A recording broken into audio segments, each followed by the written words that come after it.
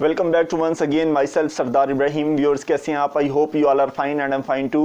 Viewers आज मैं आपके साथ डिस्कस करने लगा हूँ how to become more valuable in your business and more valuable when you have lot of competitors.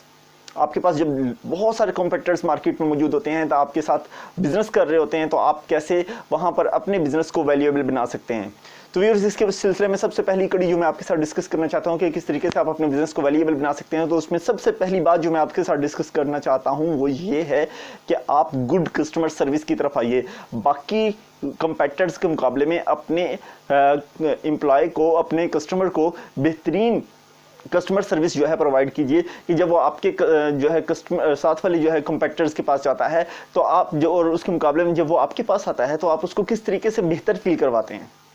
This is the key, this is the most important की कि आप किस तरीके से उसको बेहतर फील करवाते हैं। How you can make feel him special.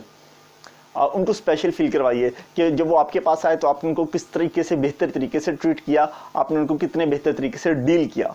दूसरी इंपॉर्टेंट बात जो मैं आपके साथ डिस्कस करना चाहता हूँ वो ये है कि अगर आप कंपटीशन से जो है वो अपने आप को सेव करना चाहते हैं, कंपटीशन के मुकाबले में ज़्यादा तेज़ी से ग्रो करना चाहते हैं, तो आप अपनी टीम को फैसिलिटेट कीजिए। वो लोग जो आपके साथ काम कर रहे हैं आप उनको ज़्यादा बेहतर तरीके से फैसिलिटेट कीजिए, उनको थोड़ा सा इंसेंटिव दीजिए, उनको थोड़ा सा इनकरेज कीजिए, उनको थोड़ी सी सैलरी के मार्जिन में उनको थोड़ा सा प्रॉफिट दीजिए ताकि वो ज़्यादा मेहनत करें, वो आपके साथ मिलकर चलें और आपके बिजनेस को रेज करने में, आपके बिजनेस को ग्रो करने में आपको हेल्प आउट कर सकें। तीसरी इंपॉर्टेंट बात जो मैं आपके साथ डिस्कस करना चाहता हूं वो ये है कि कीप इनोवेटिंग।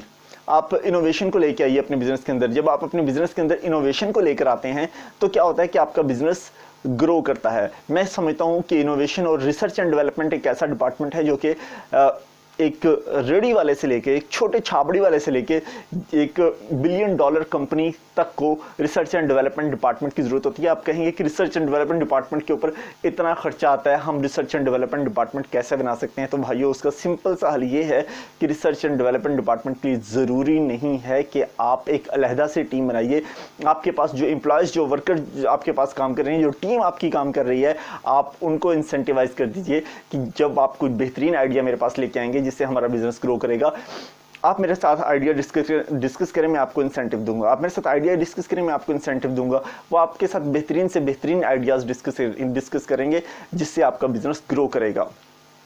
जो आखिरी चीज़, फोर्थ, इक्विप फॉर कंपटीशन। अपने आप को कंपटीशन के लिए इक्विप्ड कर लीजिए, मुसल्लह कर लीजिए कि देखिए आपके पास आपके एम्प्लॉय ने आपको एक आइडिया बताया कि सर आप इस तरीके से कर लीजिए, बिजनेस हमारा ग्रो कर जाएगा।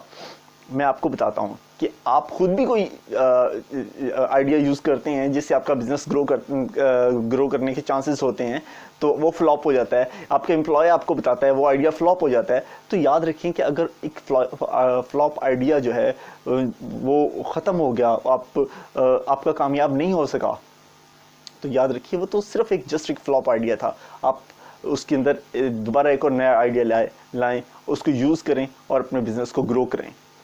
So this is the way that you can make your business more valuable. आप अपने बिजनेस को ज़्यादा वैल्यूएबल बना सकते हैं, अपने बिजनेस से ज़्यादा प्रॉफिट गेन कर सकते हैं। Thank you very much.